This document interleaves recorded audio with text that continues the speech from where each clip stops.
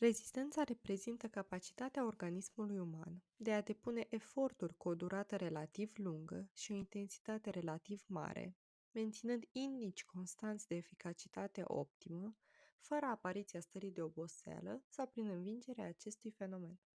Avem 4 forme de manifestare a calității motrice rezistența. După criteriul ponderea participării în efort a grupelor musculare și a marilor funcții organice, avem rezistența generală și rezistența specifică, care poate fi regională sau locală, în funcție de numărul de grupe musculare care se angrenează în efort. După criteriul sursele energetice, intensitatea și durata efortului, avem rezistența anaerobă, care este specifică pentru eforturile fizice, cuprinse între 45 de secunde și 2 minute, rezistența aerobă, care este specifică pentru eforturile fizice ce depășesc 8 minute, și rezistența mixtă, care este specifică pentru eforturile fizice cuprinse între 2 și 8 minute. După criteriul natura efortului avem rezistența în efort cu intensitate constantă și rezistența în efort cu intensitate variabilă.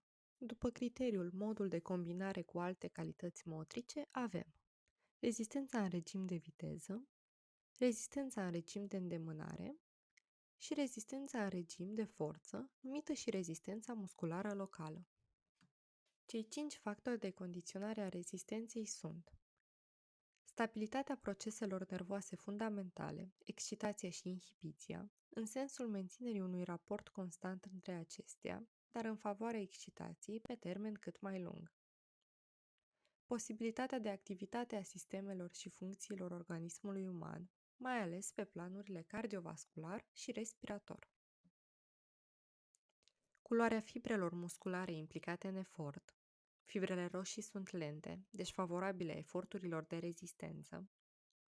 Resursele energetice ale organismului, calitatea metabolismului și mecanismele hormonale de reglare, calitatea proceselor volitive, determinate motivațional, și nivelul de perseverență și dârzenie.